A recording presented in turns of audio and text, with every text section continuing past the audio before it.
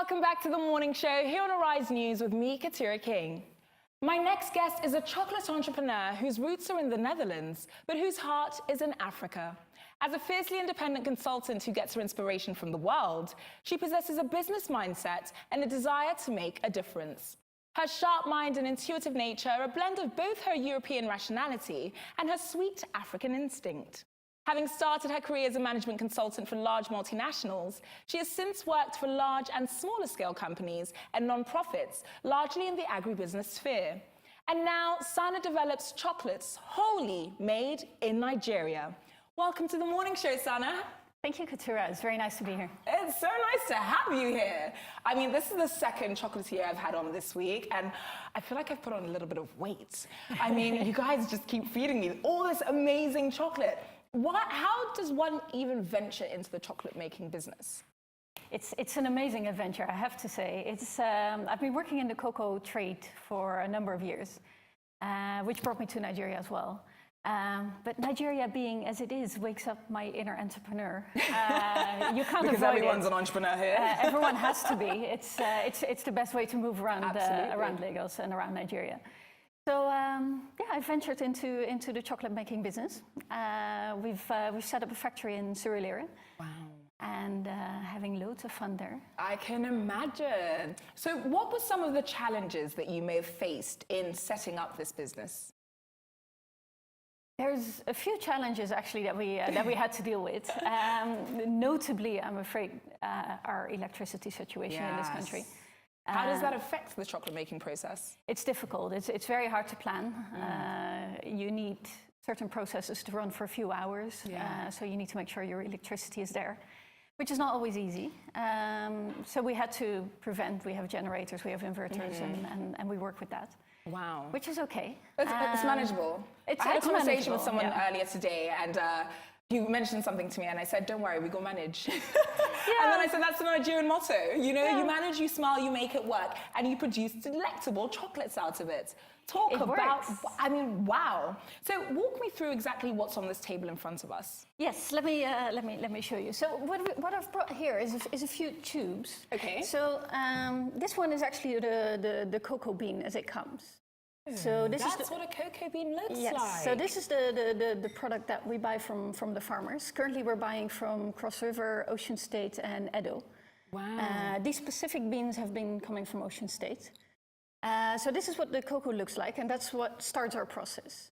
So the first thing we do is we actually roast them and we take off the shells. So the tube that you're holding now is actually the shells. Oh, that's kind of like what they do with groundnuts.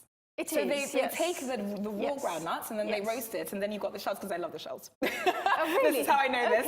No, and the cocoa shells you would not normally eat, actually. Okay. So this, for me, is a waste product. Right. But so there's nothing you could use this for? It makes amazing fertilizer. Ooh. Well, there you go. And then you can sort of recycle that and produce more cocoa. Yes. So Magic. right now we're just using it for plants within Lagos, but I would love to be able someday to be able to take the shells back to the cocoa farmers so they can use it to fertilize their cocoa farms. That's magnificent. So so the shells come up. Cocoa beans, shell. So the tubes that you see standing on the other end. Okay, let me just get those for you. Actually, yes, thank you. So this one is actually the same cocoa bean without the shell. So you see what it looks like. It now has gained its nice dark chocolate color. So this is what we normally see when we see, or what we normally think of when we think of cocoa beans, or at least for me. Yes, so this is what it looks like after it's been roasted, after it's been peeled. And then we break them down. Take a look at that. Yeah, sure. Right? And then talk to me about the one in your hand now. Okay, and then this one is actually what we call cocoa nibs. So it's that same bean that we've now broken down into small pieces. So this now is our main ingredient. Oh, so one wouldn't use this that I have in my hands now, the whole roasted cocoa bean? The machines that we use to process it can't deal with a big chunk like that. So we're just using the small ones. And let's have a look at those cocoa nibs. Yes. So this is just broken down roasted cocoa beans? Yes. Amazing. So basically, if you would grind this and package it, you get 100% cocoa chocolate bar. So you can actually eat it if you like. You can taste it. Really? Oh goodness. Is it like dark chocolate? Because it's raw. It's quite bitter. Uh-oh. It's very crunchy. What do you think? I can taste the chocolate, which is surprising because I've never had raw cacao before. Yeah. It tastes like a Cadbury's dairy milk bar without the milk and without the sugar. Pretty much, yeah. Yeah. Wow. Yeah, so that's the pure cocoa flavor, and that's what the product is built from. That's magnificent. That is, that really comes through afterwards. That is such a great flavor. It is. Wow. Okay. So this is why I love dark chocolates, because it brings out a lot more of the actual flavor. Yeah. And what we're also trying to demonstrate, actually, chocolate is a lot like, for example, wine. So even though the cocoa is just cocoa, in the same way that in wine a grape is just a grape. Yes. If you get it from one region, it will taste different from getting it from another region. Right. And then there's different varieties, different soils, different climates. Isn't that amazing? Yeah. So wow, and that's not anything I ever knew, and I'm pretty certain a lot of my viewers didn't know that either. Yeah. No, it's really exciting, and it's actually, if you get cocoa from different areas in Nigeria, for example, the cocoa from Cross River State is very fruity. It has almost like a berry-like flavor, right. Which is really lovely. So that can make some like chocolates that we can see on screen now, and then that would have a sort of a berry-enhanced flavoring. Yes. Amazing. Yes. So would you then pair that with the red wine? Yes, that would work. There's a lot of interesting pairings that you can do. You can pair with tea, coffee, whiskeys, beers, whichever you like. Amazing. So how does one sort of start up in this business? So I've asked you how you got started and the challenges that you face, but for those people who are watching the show, I mean, I'm not even going to lie, I'm very interested in this now as well. I didn't know that it was possible to not only produce chocolates in Nigeria, because we had the King of Etioni on this week and he told me that, but then to also actually manufacture it here as well? Yes. That's incredible. Yes. I mean, what was your dream for this company when it first started? And do you think that you achieved it? We're still on our way, and I think we're well on our way. Yeah. So what I really like to do is this country has really become my home. So I've settled here, and I owe this country a lot. So I want to use this to also make an impact. That's fantastic. The life of a cocoa farmer is not necessarily easy at the moment. But if we work with the cocoa farmers, make chocolate out of it, share the profits with them, then I think we're having an amazing business model. Yeah. So I understand that there are a lot of cocoa farmers who have not actually even tasted chocolate. I know. It's amazing. And normally when I go to the field, I will always bring some chocolate and have people taste. Yeah. Everyone always loves it. Of course. Who doesn't love chocolate? Yeah. There was a group of a female cooperative that I visited, and I was there for the first time. I brought some chocolate, and I was asking them, what do you think your cocoa is used for? Yeah. They were all convinced that cocoa was used to make Guinness.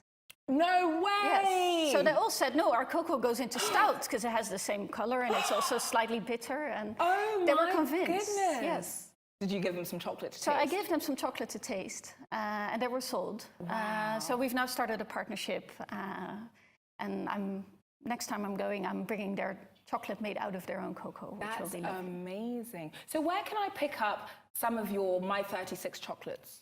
Well, at the moment, we're actually still working with a selected group of professionals. Ooh, so we've exclusive! We've not yet launched our consumer brand. We hope to do that early next year. Okay. So be ready for Valentine's Day. Then you can buy our chocolates everywhere. I heard last year, Ghana actually ran out of chocolates prior to Valentine's Day, and they produce cocoa. They do. So make sure that doesn't happen to you. No, we'll try. It's going to be very interesting. So the consumer brand will launch early next year. Amazing. And then until then, we're working with professionals like Alex, who just introduced you to bread. Yes. Who's creating beautiful cakes and pastries with our chocolate. Ooh, I love it. Hopefully we'll get a taste of that. Chef Alex, if you can hear me. Yes. So in terms of My 36 chocolates, what's the long-term plan? Where do you see it going? We want this to grow into a proper big Nigerian brand. To me, it's such a pity that all the chocolate you can buy in supermarkets is actually imported, mainly European brands. And I have no issues with Cadbury, I don't mind, but I believe a country that is in the top 10 cocoa growing countries in the world should have their own chocolate brand too. Absolutely. And this is a bit of a controversial question, but you mentioned the fact that My 36 Chocolates is a Nigerian brand, and you are African by heart, which, like I said during your intro, but you're clearly Caucasian. Have you had any pushback in terms of people saying, how can you represent it as a Nigerian chocolate brand when you are not Nigerian? Surprisingly not. I was actually prepared for the question. Yeah. My business partner is Nigerian, so it's not fully me. And my staff is Nigerian, obviously, too. There you go. And your cocoa is Nigerian. And the cocoa is Nigerian. I'm and on the your factory side, is but in I have to Nigeria. ask the question. So, yeah, everything except myself is fully Nigerian. You're Nigerian by heart. That's where I'm waiting for my passport. Hey, yes! They're screaming in the gallery. My producers love you already. Right, so I'm going to see you after the break because you, Chef Alex, and my wonderful Labo, we're going to sit down and we're going to talk about African confectionery, whether or not we believe that sweets really have a place in the market, but we'll hold those thoughts because that's all for Sanne for now, as it's time for a short break on the morning show. When we return, it's time for our take, so don't go away.